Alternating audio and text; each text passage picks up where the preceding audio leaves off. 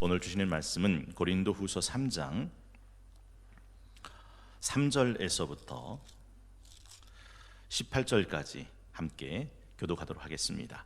신약 성경 288쪽 고린도후서 3장 3절에서부터 18절까지 말씀을 우리 한 절씩 교독하도록 하겠습니다.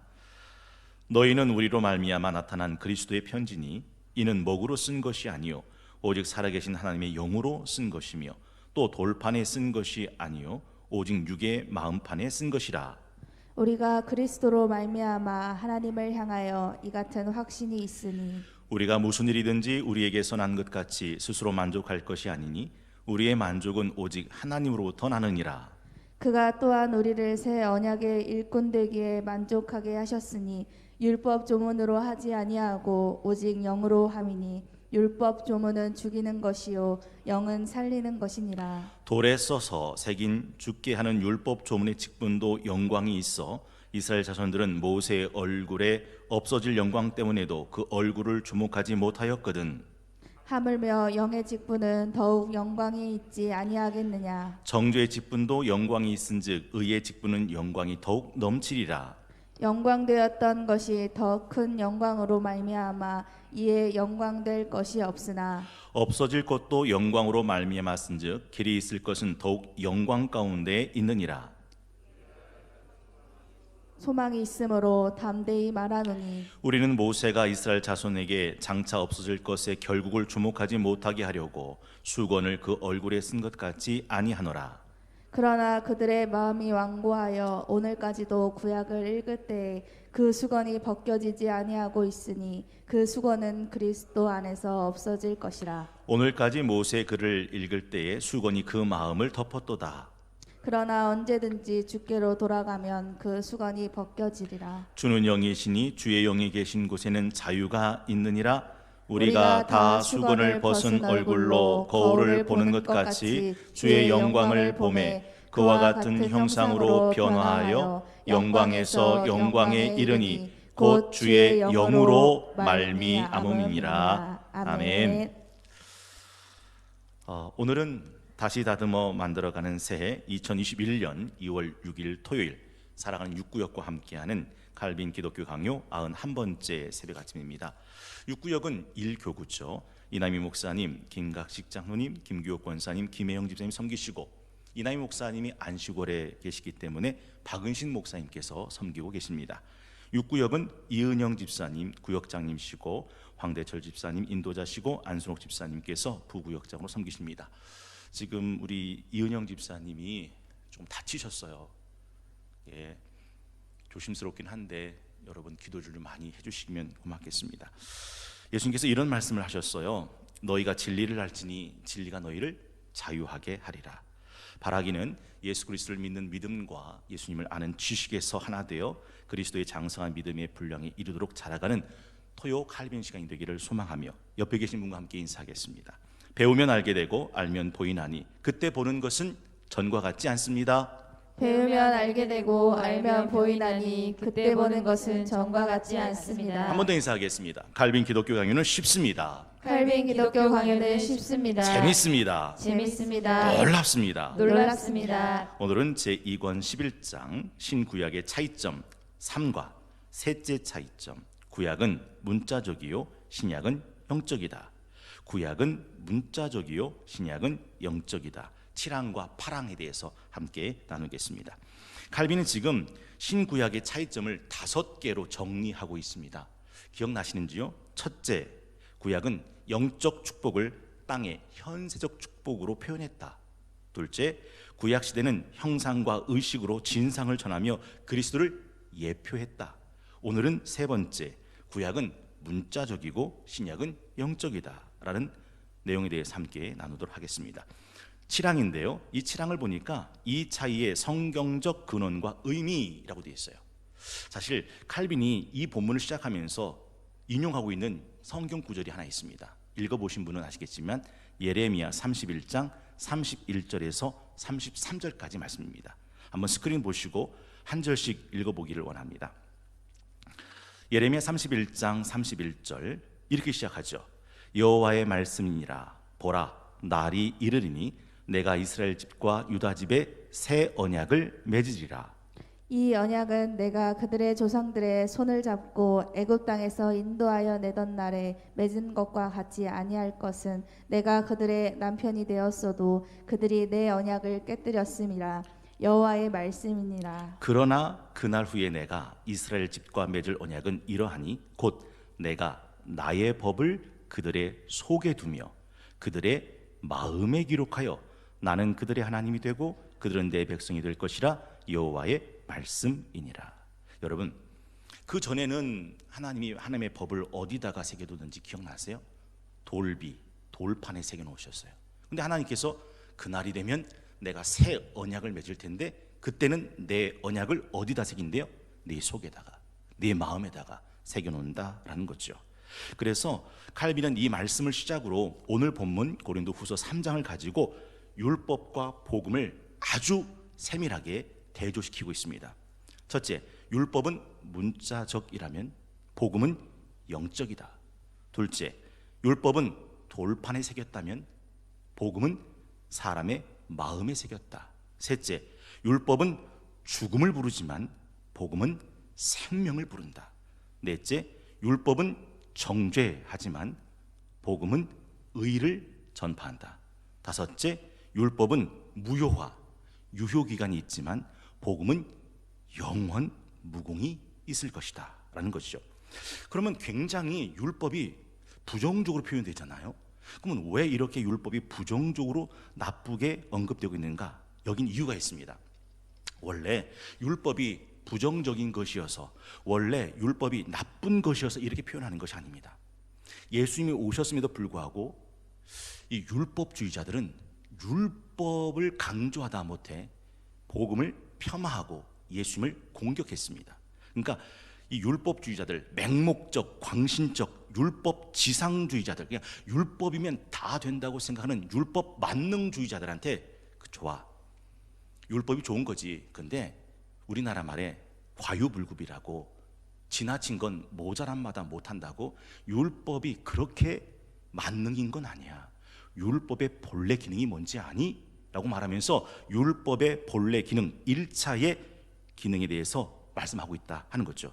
율법은 바른 일을 명령하고 악한 일은 금지하고 의를 지킨 자를 보상하고 범법자들을 처벌하는 것, 이게 율법의 본래 기능이야. 그러니까 쉽게 말하면 율법은 법원에 있어서 검사, 검찰이라면 복음은 뭐가 됩니까? 변호사가 되는 거죠. 그러면서 칼빈이 이런 말을 하죠. 율법이 사람의 행동을 규제는 하지만 율법이 사람의 마음을 변화시키거나 그 마음을 부패를 막지는 못한다. 율법이 행동은 제재할 수 있다는 거죠. 여러분, 서커스 할 때 그 조련사들이 어린 그 사자들이나 코끼리나 맹수들을 조련할 때 회초리, 채찍으로 조련을 하죠. 그러면 그 맹수들이 그 말을 들어요. 근데 왜 그 말을 듣냐면, 맞아요, 회초리와 채찍 때문에 듣는 거죠. 그런데 가끔 그렇게 잘 따르던 맹수들이 돌변해가지고 조련사를 공격해서 목숨을 끊어놓는 일이 있습니까? 없습니까? 있다니까요. 왜냐하면 그 채찍이, 그 회초리가 그 동물의 행동은 컨트롤할 수 있을지 모르지만 뭐는 못하는 거예요? 마음, 맹수의 본성은 건드리지 못한다 하는 것이죠. 구약의 희생제사들이 다 그런 것입니다. 히브리서 9장 9절과 10절에 보면 이렇게 말씀하고 있어요. 여러분 스크린 보시고 한번 읽어보도록 하겠습니다. 히브리서 9장 9절에서 10절입니다. 함께 읽습니다. 시작. 이 장막은 현재까지의 비유니 이에 따라 드리는 예물과 제사는 섬기는 자를 그 양심상 온전하게 할 수 없나니 이런 것은 먹고 마시는 것과 여러 가지 씻는 것과 함께 육체의 예법일 뿐이며 개혁할 때까지 맡겨둔 것이니라. 구약에 드리는 예물과 제사는 양심상 온전하게 할 수 없답니다. 다만 10절에 보니까 육체의 예법일 뿐이랍니다. 누가 올 때까지요? 개혁할 때까지. 그러니까 실체, 예수님이 오실 때까지 그냥 겉 행동, 육체만 다스리지 양심을 온전하게 할 수 없다라는 것이죠. 그래서 히브리서 9장 13절 14절에 보면 예수님에 대해서 이렇게 말씀합니다. 염소와 황소의 피와 및 암송아지 죄를 부정한 자에게 뿌려 그 육체를 정결하게 하여 거룩하게 하거든. 하물며 영원하신 성령으로 말미암아 흠 없는 자기를 하나님께 드린 뭐가요? 그리스도의 피가 어찌 너희 양심을 죽은 행실에서 깨끗하게 하고 살아계신 하나님을 섬기게 하지 못하겠느냐. 아까 구약의 예물과 제사는 그 양심상 온전하게 할 수 없다라고 말했던 이 말씀과 함께 그 양심을 깨끗하게 하는 것은 그리스도의 피다라고 이야기를 하고 있더라 하는 것이죠. 그래서 아까 불렀던 찬양이 그 찬양입니다. 구주의 십자가 보혈로 죄 씻음 받기를 원하네 내 죄를 씻으신 주 이름 찬송합시다. 그리고 4절에 내 주께 회개한 영혼은 생명수 가운데 젖었네 흠없고 순전한 주 이름 찬송합시다 라고 찬양했다 하는 것이죠. 두 번째는 이제 파랑입니다. 고린도후서 3장에 의해서 차이점을 상론한다라고 되어 있습니다. 고린도후서 3장 오늘 본문이죠. 오늘 본문을 쭉 읽으셨으면서 내용이 정리가 됩니까? 간단하게 정리하면 아까도 말씀드린 것처럼 율법은 문자적이고 복음은 영적이다라는 것입니다. 그럼 왜 율법이 문자적이라고 말하느냐? 맞습니다. 율법은 돌비에 새겼기 때문에 이 칼빈의 기독교 강요를 좀 읽어오신 분은 여기서 뭐지? 라고 퀘스천 마크가 달리는 부분이 있는데 칼빈이 영의 역사가 없이 발표되었기 때문이다 라는 구절이에요. 이게 굉장히 논란이 됩니다.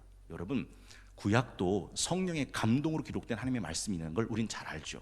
그런데 칼빈은 구약이 문자적이다라는 말에 영의 역사 없이 발표되었기 때문이다 라고 말해요. 자, 여쭤볼게요. 돌비에 문자를 새길 때 뭐가 필요합니까? 돌에다가 문자를 새깁니다. 하나님 율법을. 뭐가 필요하죠? 망치. 뭐가 필요하죠? 정. 망치와 정으로 새기는 겁니다. 그런데 신약은 율법을 하나님의 말씀을 어디다 새긴다고요? 마음에다가. 그러면 그 사람 마음에다가 하나님의 율법을 새기려면 망치, 정이 필요합니까? 아니면 성령의 역사가 필요합니까? 성령의 역사가 필요한 거죠. 그래서 율법은 문자적, 복음은 영적이다라고 표현을 하는 거죠. 두 번째가 율법은 돌판에, 복음은 사람의 마음에 새겼다라는 것입니다. 사실 구약에는 십계명도 돌판에 새겼고요. 구약에는 하나님의 율법을 돌비에다 새겼습니다.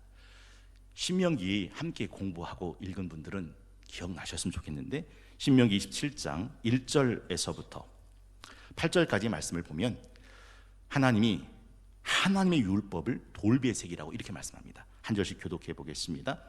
모세와 이스라엘 장로들이 백성에게 명령하여 이르되 내가 오늘 너희에게 명령하는 이 명령을 너희는 다 지킬지니라. 너희가 요단을 건너 내 하나님 여호와께서 내게 주시는 땅에 들어가는 날에 큰 돌들을 세우고 석회를 바르라. 요단을 건넌 후에 이 율법의 모든 말씀을 그 위에 기록하라. 그리하면 내 하나님 여호와께서 내게 주시는 땅 곧 젖과 꿀이 흐르는 땅에 네가 들어가기를 내 조상들의 하나님 여호와께서 내게 말씀하신 대로 하리라.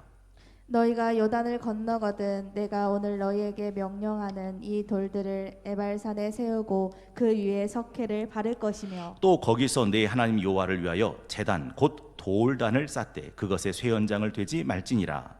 너는 다듬지 않은 돌로 내 하나님 여호와의 제단을 쌓고 그 위에 내 하나님 여호와께 번제를 드릴 것이며 또 화목제를 드리고 거기에서 먹으며 내 하나님 여호와 앞에서 즐거워하라. 너는 이 율법의 모든 말씀을 그 돌들 위에 분명하고 정확하게 기록할지니라. 율법은 돌비. 그래서 아까도 말씀드린 것처럼 돌비에 새길 때 필요한 건 망치와 정이고 신약은 복음은 사람의 마음에 새길 때는 망치와 정으로 되는 게 아니죠.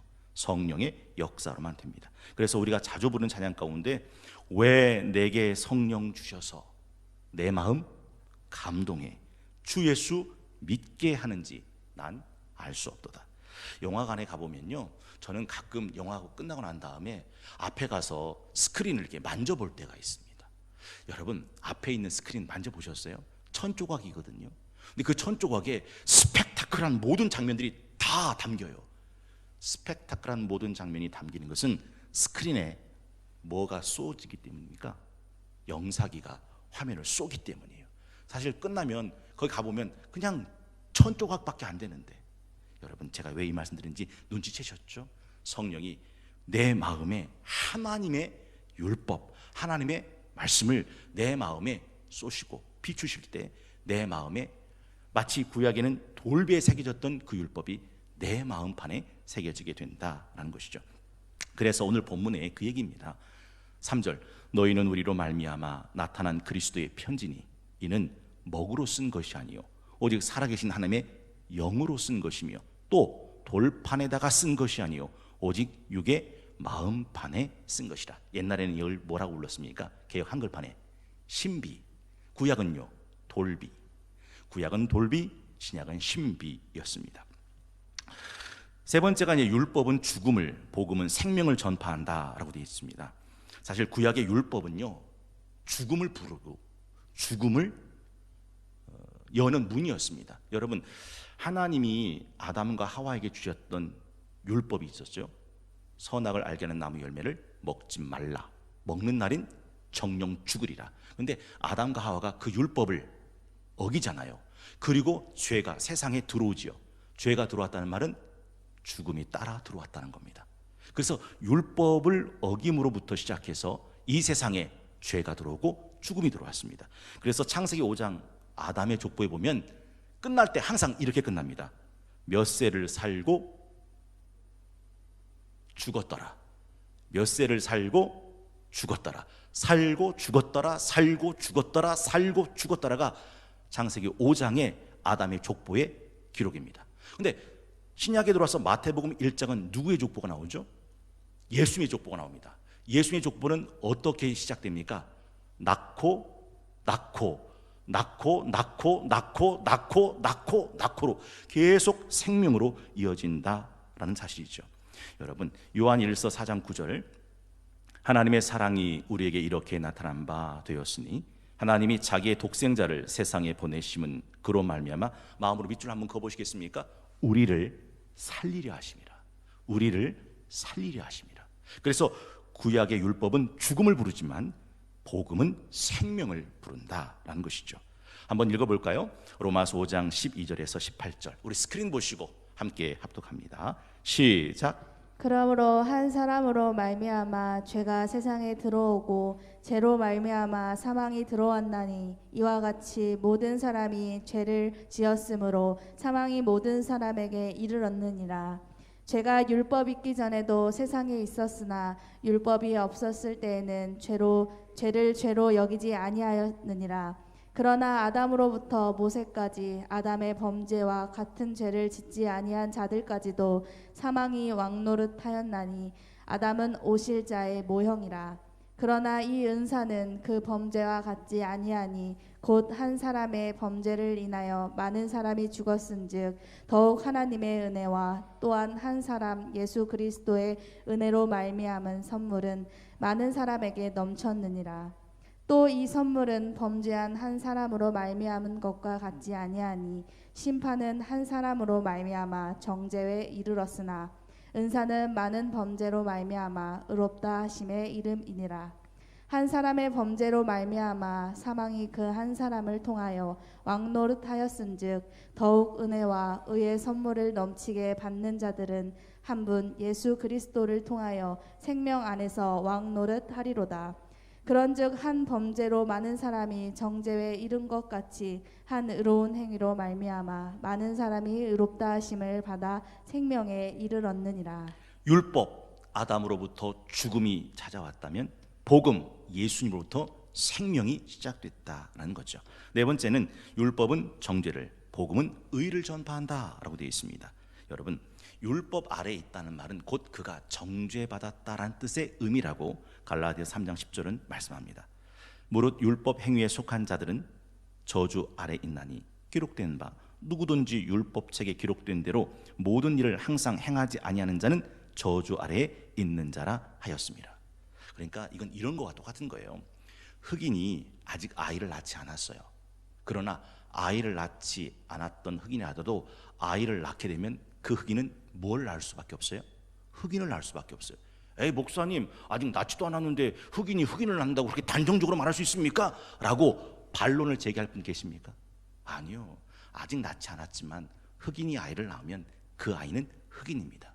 여러분, 율법은 인간이 지킬 수 있는 게 아니에요.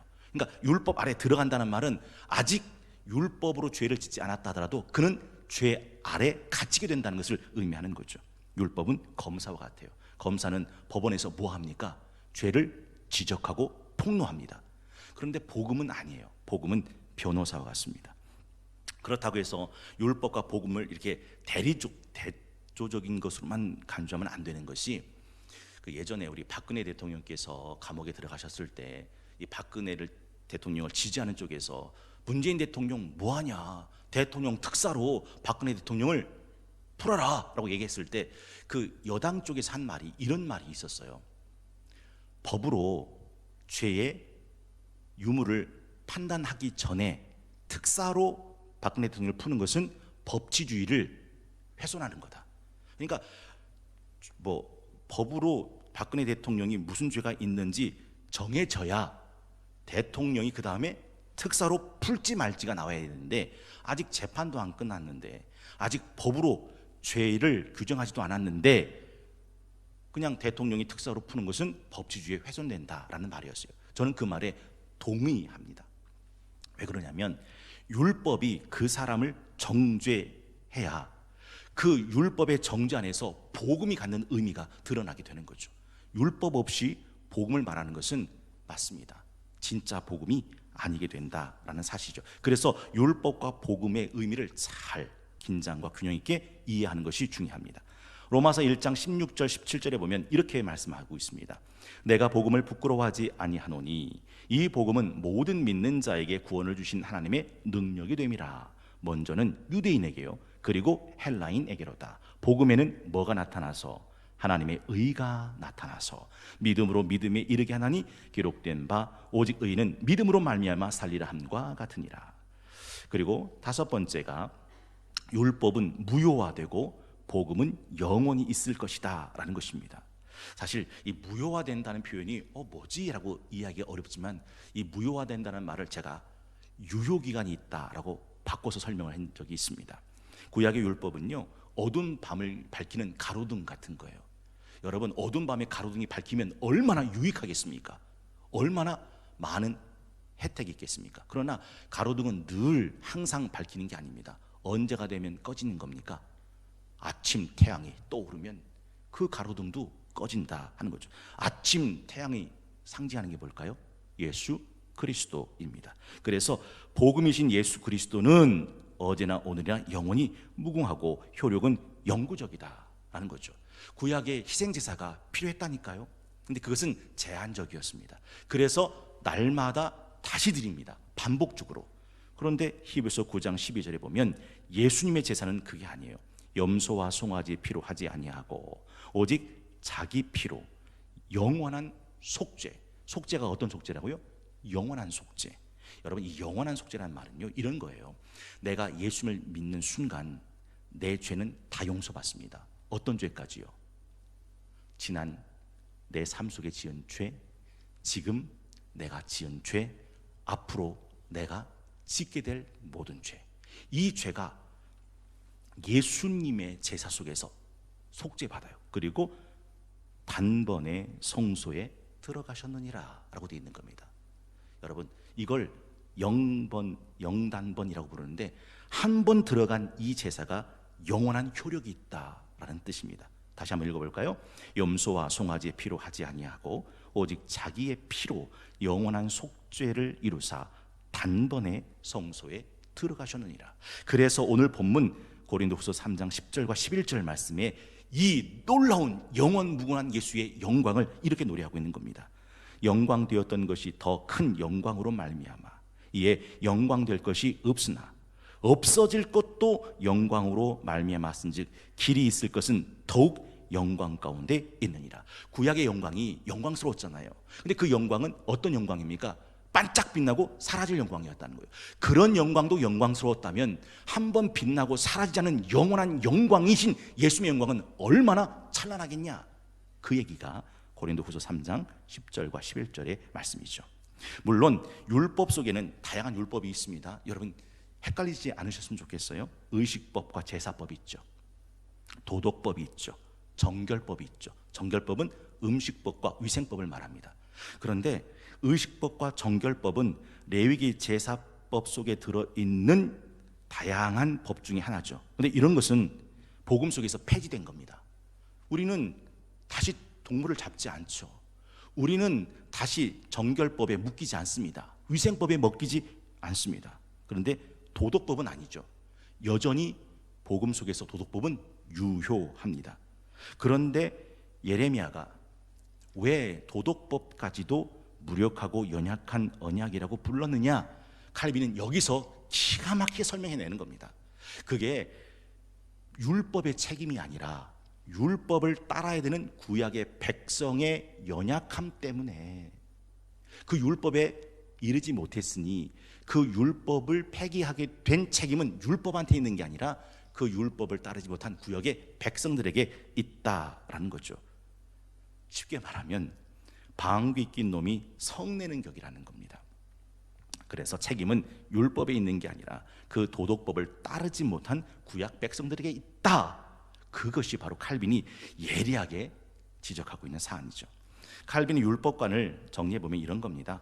구약의 율법이 문자적이고 신약의 복음이 영적이라고 해서, 다시 한번요, 구약의 율법이 문자적이고 신약의 복음이 영적이라고 해서 구약의 유대인들에게 주신 율법엔 아무 효과가 없었다, 내지는 구약의 백성들 중에는 하나님께 돌아선 자가 아무도 없었다라고 단정해서는 안 된다라는 겁니다.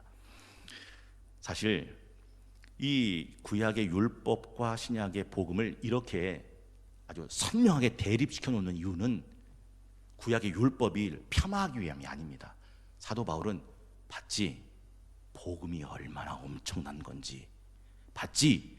복음 안에 들어있는 하나님의 부유하심과 풍성하심을 드러내기 위해서 복음과 율법을 이렇게 대조시키고 있다라는 것이죠. 여러분, 누가복음 14장 26절에 보면 혹시 이런 말씀 기억나세요? 물은 내게 오는 자가 자기 부모와 처자와 형제와 자매와 더욱이 자기 목숨까지 미워하지 아니하면 능히 내 제자가 되지 못하고 라고 되어 있어요. 여러분, 여기서 미워한다는 말의 의미는 뭐냐면 우리는 본능적으로 사랑하는 부모, 처자, 형제, 자매, 자기 목숨을 사랑하게 되어 있습니다. 그런데 하나님을 얼마나 사랑하면 그 엄청난 사랑에 비해 우리가 형제나 부모나 자기 목숨을 사랑하는 것이 미워하는 거가 되나 할 정도가 되겠습니까? 이 말은 진짜 우리의 인간적인 감정 속으로 부모나 형제나 처자나 자매나 자기 목숨을 미워하라, 그 뜻이 아니라 그것이 미움이 될 정도로 하나님을 사랑하는 자가 되어야 된다. 그러니까 하나님을 향한 사랑을 드러내고 강조하는 표현이다라는 거죠. 제가 설명을 좀 잘하고 있는지 걱정이 되네요. 모세의 얼굴에 영광이 있었습니다. 오늘 본문에 보면 출애굽기에 보면 그거 아시죠? 시내산에서 올라갔다가 40일 만에 내려왔는데 이스라엘 백성은 모세 얼굴 감히 쳐다보지 못했죠. 왜요? 거기서 광채가 났거든요. 그때 모세가 그 광채난 얼굴을 가립니다. 근데 왜 성경은, 사도 바울은 이걸 가리게 됐느냐? 그걸 이렇게 말해요. 이 모세 얼굴에 난 광채는 잠깐 있다가 사라질 광채니 그 잠깐 있다가 사라질 광채에 마음을 뺏기지 않게 하기 위해서 수건을 가려놓은 거다라는 얘기예요.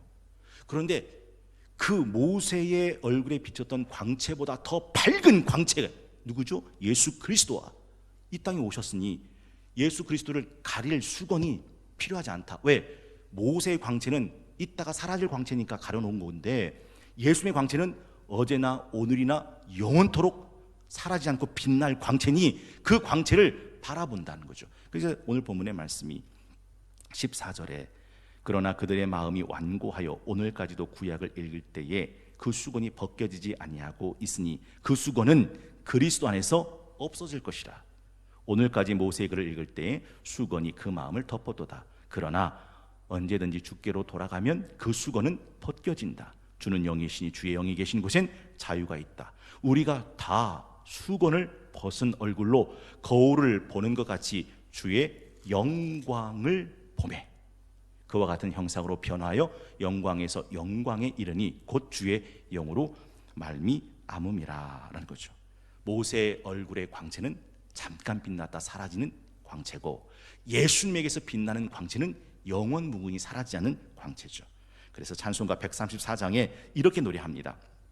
4절 이 세상의 무거운 짐진 자 모두 주 앞에 나오라. 그 놀라운 은혜를 받아서 마음의 평안을 얻어라.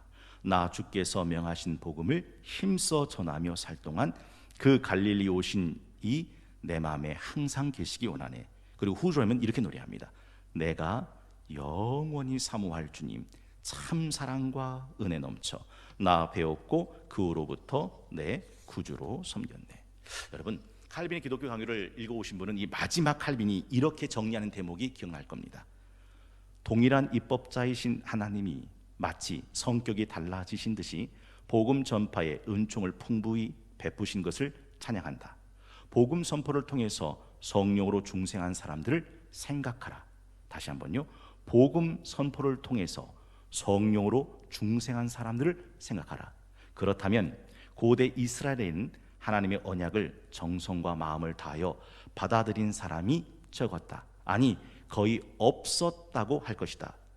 다만 비교하지 않고 그들만을 본다면 그들의 수가 많았던 것이 사실이다. 읽어보신 분은 야 칼빈 도대체 이거 뭘 말하려고 이렇게 빙빙 말을 꽈놨나 싶겠죠.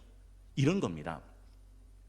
구약 속에 하나님께 돌아와서 구원받은 사람이 있다는 거예요. 그런데 복음 안에서 구원받은 사람들을 놓고 비교해보면 너무 미약하고 너무 빈약하고 너무 모자라서 아예 없었던 것처럼 보일 정도로 이 신약 안에 복음 안에서 구원받은 백성들의 수가 어마무시하다는 거죠.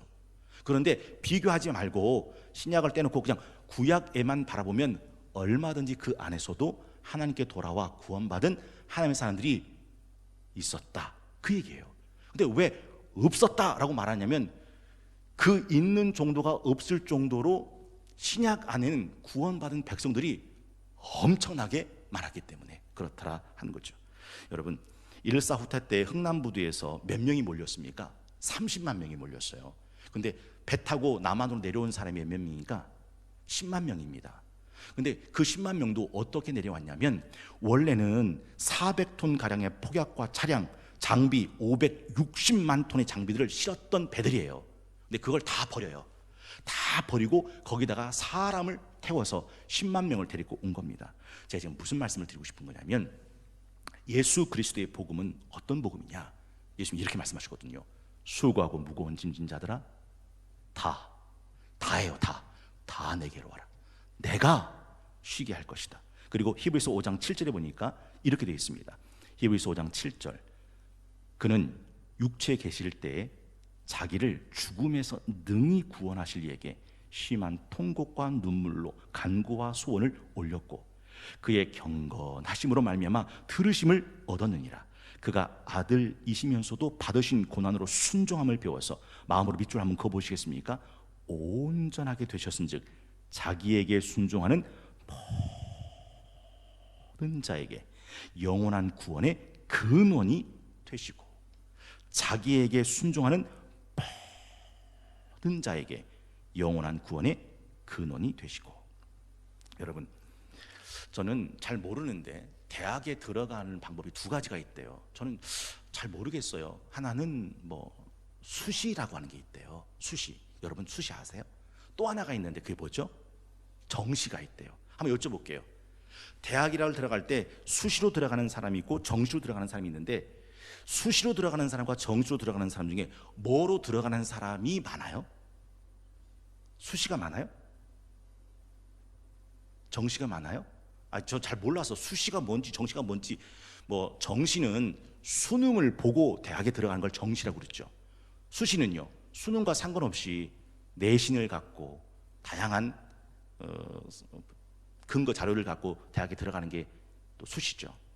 우리 전영준 장로님 대학에 들어가는 게 수시로 들어가는 아이들이 많아요? 정시로 대학에 들어가는 아이들이 많아요? 예? 수시가 제가 지금 왜 이 말씀을 가지고 왔냐면, 구약에서 구원받은 사람이 많을까요? 신약에서 구원받은 사람이 많을까요? 율법으로 구원받은 사람이 많을까요? 복음으로 구원받은 사람이 많을까요? 맞아요. 구약으로 율법으로 구원받은 사람이 있다는 거예요, 칼빈은. 그런데 구원의 문으로 들어갈 때는 신약에서 복음으로 구원받은 사람은 어마어마하다. 그래서 칼빈은 지금 그 신약의 복음에 대한 부요함과 풍성함을 구약의 율법과 대조시키면서 봤지! 그렇게 이야기를 하고 있더라 하는 것이죠. 다시 다듬어 만들어가는 새해 2021년 2월 6일 칼빈 기독교 강요 91번째 시간 제2권 11장 신구약의 차이점 3과 구약은 문자적이요 신약은 영적이다 7항 이 차이의 성경적 근원과 의미 8항 고린도후서 3장에 의해서 차이점을 상론한다 라고 되어 있습니다. 여러분, 오늘 본문에 그 구약의 율법을 섬기는 자도 영광스러웠다면, 그러면 그 영원한 복음을 섬기는 자는 얼마나 영광스럽겠느냐.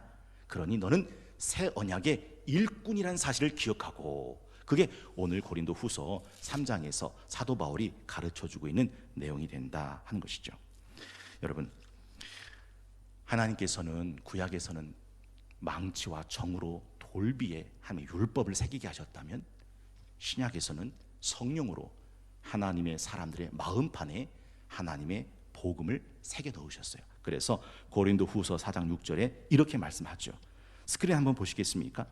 스크린 보시고 우리 두 손 가슴에 대시고 오늘 이 말씀 마음판에 새기고 돌아가기를 소망하며 고린도 후서 4장 6절 말씀을 우리 세 번 함께 합독하기 원합니다. 시작. 어두운 데에 빛이 비치라 말씀하셨던 그 하나님께서 예수 그리스도의 얼굴에 있는 하나님의 영광을 아는 빛을 우리 마음에 비추셨느니라. 어두운 데에 빛이 비치라 말씀하셨던 그 하나님께서 예수 그리스도의 얼굴에 있는 하나님의 영광을 아는 빛을 우리 마음에 비추셨느니라. 내 빛이 말씀하셨던 그 하나님께서 예수 그리스도의 얼굴에 있는 하나님의 영광을 아는 빛을 우리 마음에 비추셨느니라. 자, 오늘 이 말씀 생각하면서 오늘 주셨던 고린도후서 3장 3절에서 18절 말씀을 다시 한번 한 절씩 교독하도록 하겠습니다. 너희는 우리로 말미암아 나타난 그리스도의 편지니 이는 목으로 쓴 것이 아니요 오직 살아계신 하나님의 영으로 쓴 것이며 또 돌판에 쓴 것이 아니요 오직 육의 마음판에 쓴 것이라. 우리가 그리스도로 말미암아 하나님을 향하여 이 같은 확신이 있으니 우리가 무슨 일이든지 우리에게서 난 것 같이 스스로 만족할 것이 아니니 우리의 만족은 오직 하나님으로부터 나느니라.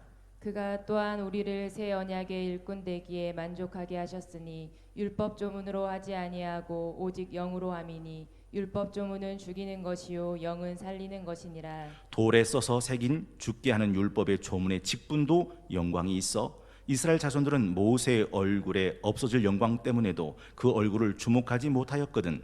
하물며 영의 직분은 더욱 영광이 있지 아니하겠느냐. 정죄의 직분도 영광이 있은즉 의의 직분은 영광이 더욱 넘치리라.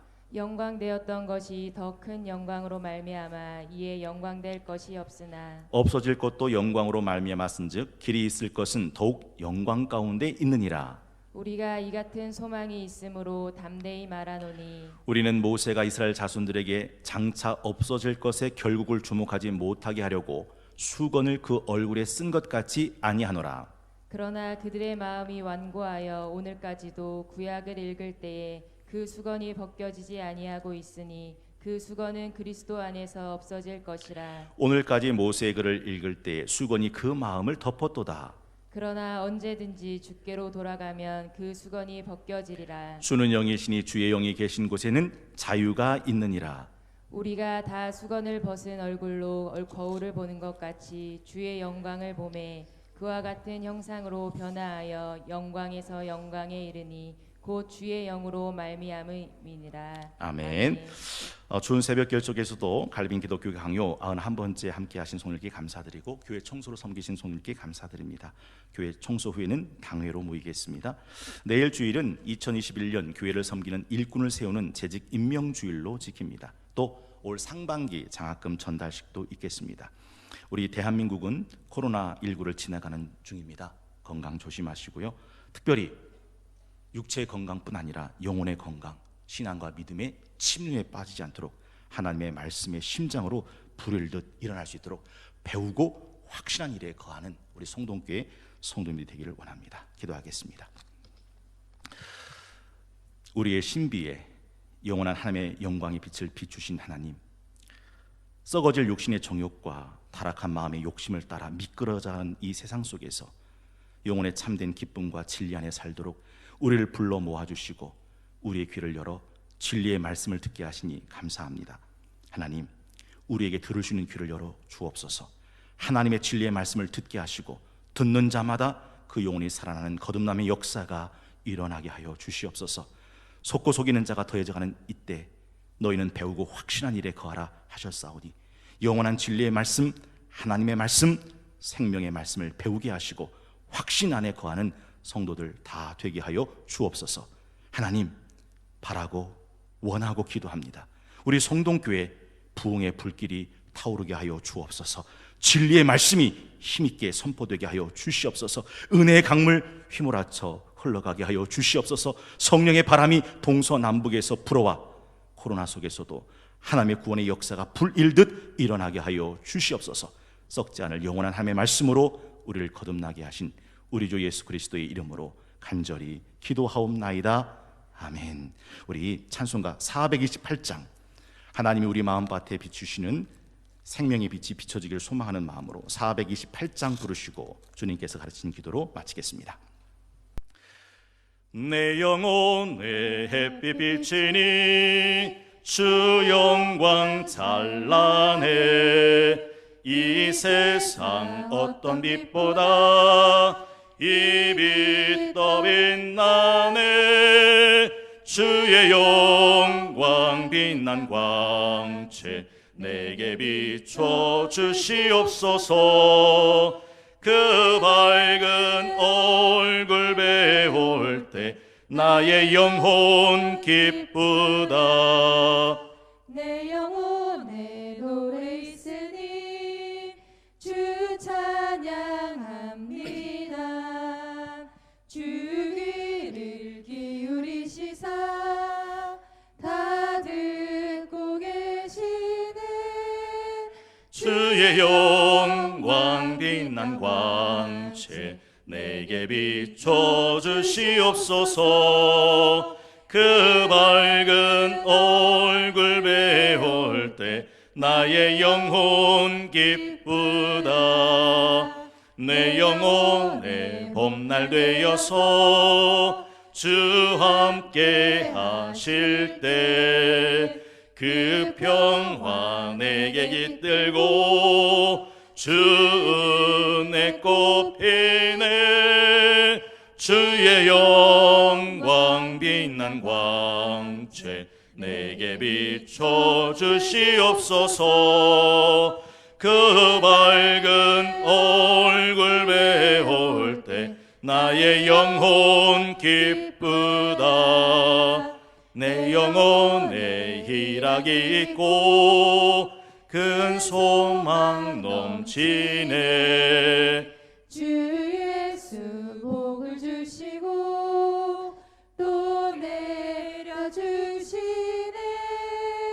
주의 영광 빛난 광채 내게 비춰 주시옵소서. 그 밝은 얼굴 배울 때 나의 영혼 기쁘다. 주님께서 가르치는 기도 함께 드리겠습니다. 하늘에 계신 우리 아버지, 아버지의 이름을 거룩하게 하시며 아버지의 나라가 오게 하시며 아버지의 뜻이 하늘에서와 같이 땅에서도 이루어지게 하소서. 오늘 우리에게 일용할 양식을 주시고 우리가 우리에게 잘못한 사람을 용서하여 준 것 같이 우리 죄를 용서하여 주시고 우리를 시험에 빠지지 않게 하시고 악에서 구하소서.